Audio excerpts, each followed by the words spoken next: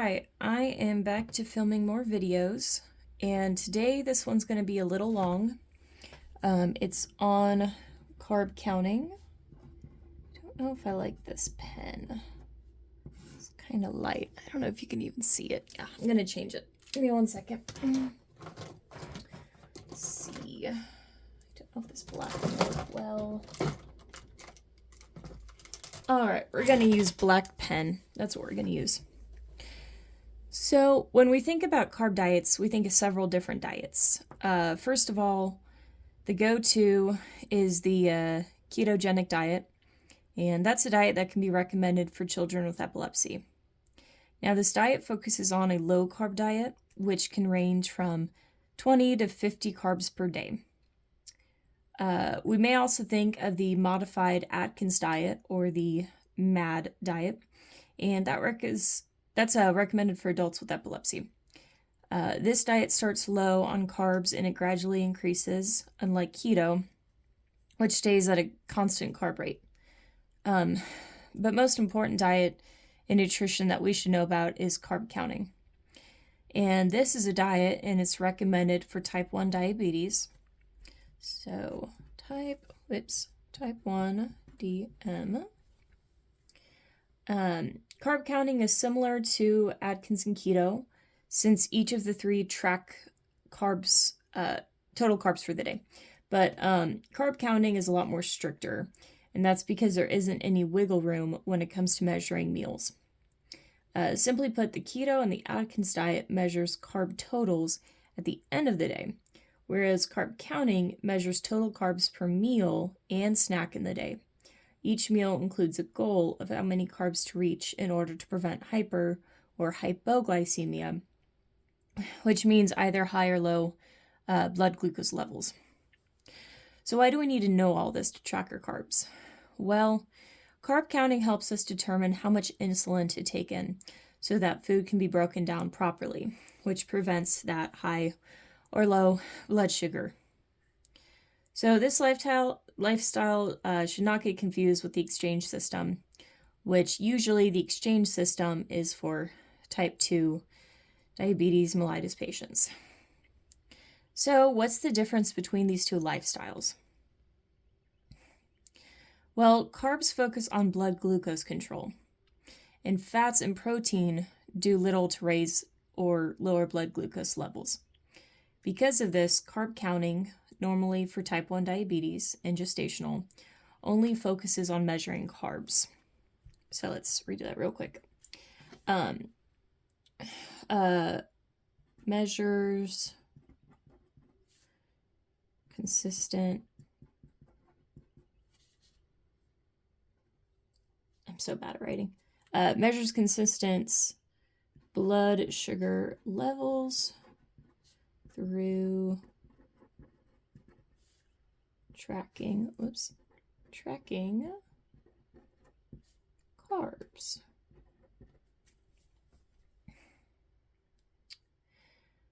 The exchange system, which is type 2 DM, focuses on healthier lifestyle and weight loss. Carbs, fat, and protein all play a crucial role in weight loss, and weight loss can help improve glucose levels. So the exchange list focuses on tracking the 3 macros along with calories. And I haven't made a video on it yet, but I will be making one soon that has the full breakdown of how that all works. So anyways, let's go back. So if it still confuses you, think of it like epilepsy, like I was trying to say earlier. There's 2 reasons why someone gets on a lifestyle diet.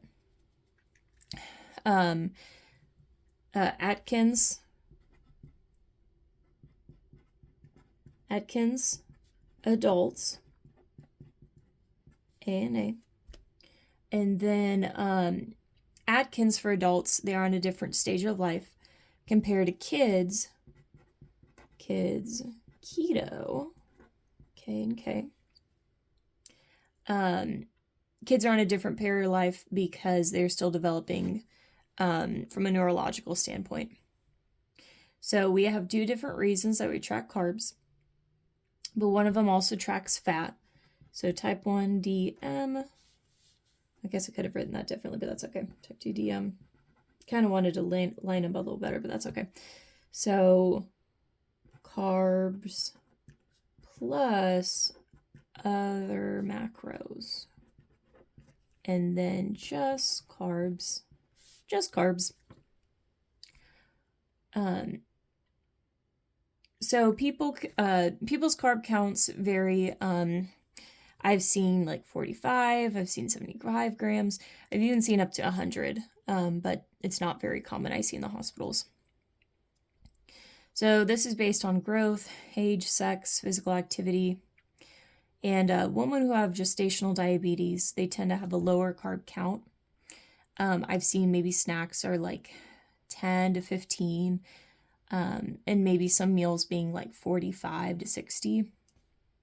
Now, when people track carbs, just like with the exchange system, they can normally find measurements on the labels of food or ingredient on the back of the food. So, but in our case, this test doesn't really require us to memorize the basics. It doesn't ask usually for complex ones. So let's do some carb counting examples. Say I eat a bowl of oatmeal. I'm going to draw this real quick. So oatmeal, and it's, what did I say? It's 2 cups. This isn't going to look great. Can you still see that? Yep, perfect. Okay. So oatmeal, I have 2 cups of it. This is going to be where I write grams and then total, okay? So there's 15 grams in a half cup. So 15 grams times 4, because I have 2 cups and there's 2 half cups and 1 cup. So 15 times 4 is going to be 60. So 60 grams of just oatmeal. Okay, and then we do the next one. So I also have some bacon. I have 3-piece bacon, 2 eggs. Well, neither of them have any carbs, so nothing. And then I also have a whole cup of orange juice. Oh, I didn't want to write that there. So OJ, 1 cup. So a half cup of any fruit juice is 15 grams. So if I take 2 times that 15, I'm going to get 30 grams. So one thing that I've learned, because if we add this 60 plus the 30, we're going to get 90 grams. So one thing I've learned when I was in my community rotation, they said, don't drink your carbs, which, I mean, you can do, but they're just saying make sure that you are aware that it's very easy to drink carbs, which adds up over time. So 90 grams, that's just for breakfast. Let's do a snack. So for a snack, I eat 1 small apple.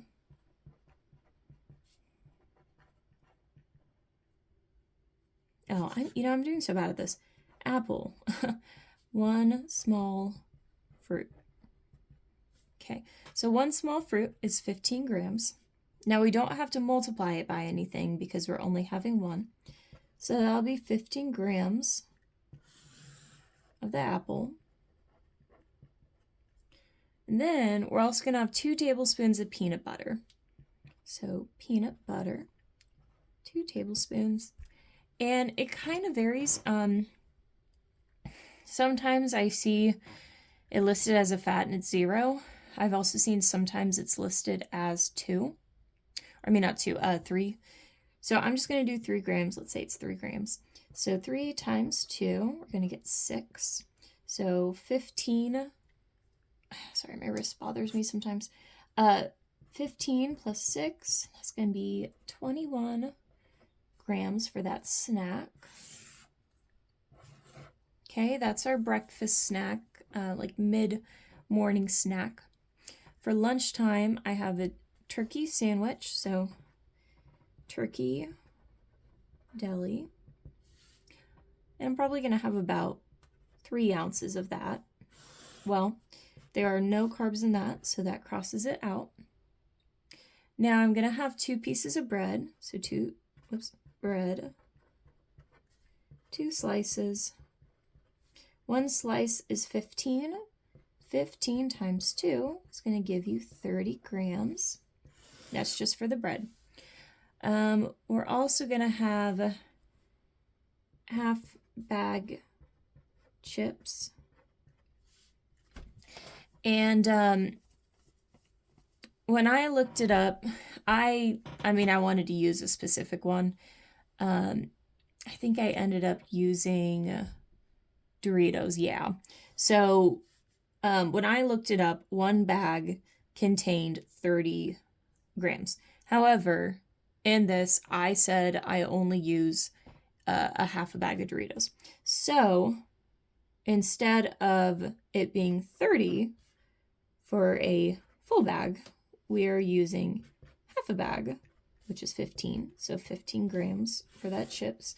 Like I said, I looked up the nacho cheese Doritos just to give an example because I was trying to find something basic.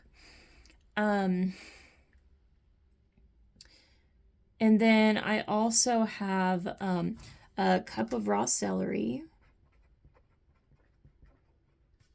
1 cup. And 1 cup of any raw non-starchy vegetable is 5 grams. And I don't have to multiply anything, so it's 5 grams.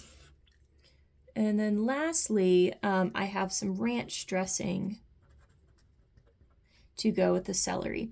Now, I've seen mixed things. I've seen sometimes they say 0 and sometimes they say 1. So I'm just going to say 1 gram. So 1 times 2, because I have 2 tablespoons, equals 2 grams. So if I take 15 plus 5 plus 2, I'm going to get 52 total grams for lunch. Okay, so there's that one, this one, this one. Do I have any room on the back? Nope, I don't. Okay, just have to grab a new piece of paper. Yep, you're still filming. Good. Okay, and then let's do an afternoon snack. So let's say for that, I do popcorn, okay? And the popcorn, I have 3 cups of it. Okay, well, 3 cups is equal, or excuse me, 1 cup is equal to 5 grams. Okay, so 5 times 3 is going to give us 15 grams. And then I also just added something else into it. I also have peanuts, and I eat 10 of them. So 10 nuts, I can kind of see it vary. I've seen sometimes since it's just marked as fat, it's 0. I've also seen those sometimes it's like 2.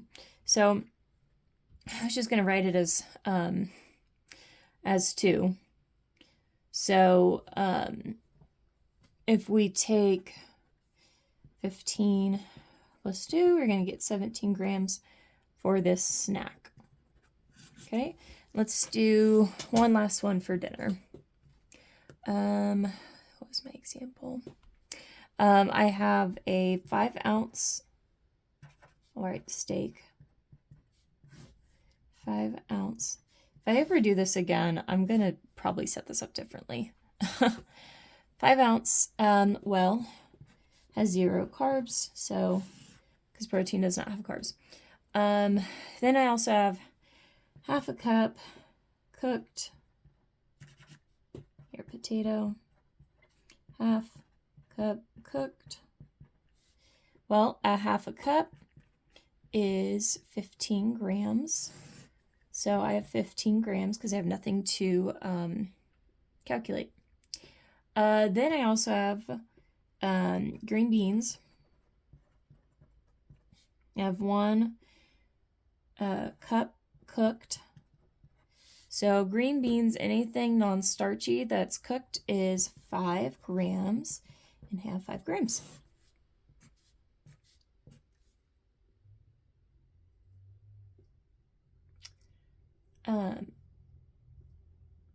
Oh wait, hang on. No, actually I think I'm wrong. I don't think I'm listening. Yep, I messed that up. See, this is why you always got to check yourself, because I was going too quick. Excuse me. So I do have 1 cup cooked, but it's actually raw veg. If 1 cup is 5 grams. Now, if it's half cup cooked, then it's 5 grams. So 5 grams, but you're going to take 5 times 2, which is going to give you that 10. Okay. I also have an iced tea. And let's say I have a cup. I don't know. Iced tea is 0, so nothing. And then I have one last thing. I have brownie small. This is kind of a bonus because I haven't talked about desserts. They kind of vary. Usually desserts are pretty high. I've seen anywhere from like 30 to 60 carbs. Since I'm doing a small one, I'm just going to do 30 and leave it as that. So 30 grams. If I add it up, that's 15 plus 10 plus 30, so 40, 55, the top of my head. So a couple things, I guess, if you want to take away. If you notice, the highest meal of the day was, what was it? Can you see all that? Okay, good. I'm going to do this. So the highest meal of the day was at 90 grams. Usually you want your carbs for breakfast, lunch, and dinner to be more equal. If you're trying to aim for the 50 range, that one's good. That one's good, but this one's a little high.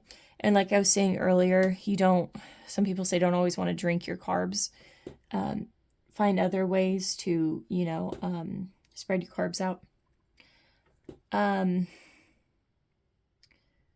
Let's see. Afternoon snack was a lot lower than the morning snack. Here was the morning snack, 21. 17 was the afternoon snack. Again, it really just, it depends. If you're needing like a 15 to 30 range, I mean, you just barely hit it. The 20 obviously is better. But again, it really just depends sometimes. Everybody's different. Let's see. Yeah, I've basically covered most of that. But there's one thing I haven't talked about, and I didn't think of it until last minute when I was putting this video together. But let's talk about insulin to carb ratio, which is easy. If you can, well, it was never easy to me, but it's gotten easier for me since I've been making these videos. So, it sounds intimidating, I get it, but let's think. Let's break it down. Insulin, okay, it lowers blood sugar, okay? And then carb, it's macro. And you know that it's related to increasing blood sugar. And then ratio, comparing two numbers, okay? So you're lowering your blood sugar levels so that you can consume your carbs with comparing two numbers and not having any issues. So insulin to carb medicine, usually I see it as 1 to 10 or 1 to 15, which isn't to say you could have, a 1 to 12 or 1 to 14. I just usually see them more like this, and I think it's going to be more like that on the test. So the first, let's see if I can grab a highlighter. So this first number, this 1, that means 1 unit of insulin. Okay? And remember, insulin lowers that blood glucose, that blood sugar. Now the 10 right here is going to represent grams of carbs. So for instance, we do that 10 equals 10 grams of carbs. So, trying to stay on my things that I've typed. For every gram of carbs we eat at each meal, so for every 10 grams of carbs we eat, we need 1 unit of insulin to lower the blood sugar that would have been raised from these 10 grams of carbs. So let's say I ate 45 grams of carbs at lunch. Okay? Well, we need to know how many units of insulin we need. So let's say they tell us we have an insulin to carb ratio of 1 to 10. How many units of insulin? Well, we're going to take 45. We're going to divide it by 10 because that's our ratio. And we're going to see that we're going to get about 4.5. It's going to be 4.5 units of insulin. Now, I can't remember if they're going to round up or if they're going to stay. So I'd first look at 4.5 as the answer. And if it's not there, then the next best answer would be 5 to round up. But I can't remember if they round up or if they just stay. I think they stay. But I would never round down. Let's do another example. Let's see. That's probably a little bit better. So I have a snack. I have a high snack. It's 30 carbs. Okay. My carb ratio is 1 to 15. So your carbs, you're going to take your max carbs that you've had for the meal. You're going to divide it by the grams per unit. So 35 by 15 means that you're going to need 2 units to lower the blood sugar that would increase from eating 30 carbs. That also, I mean, if I guess another way to say it, I need 2 units of insulin to prevent hyperglycemia. Do another one. Say it's 1 to 10 insulin to carb ratio. I eat a big meal. I eat 80 carbs dinner. Okay, again, we're going to take the total carbs for the meal, which is 80, divide it by the grams of carbs. 80 divided by groups of 10 means you're going to need 8 units of insulin to prevent hyperglycemia from having 80 carbs. There's a video on YouTube that I thought did a better job about talking about carb counting. And I'll link that below because if I don't make sense, I definitely watch the lady's video because she does a really good job of it.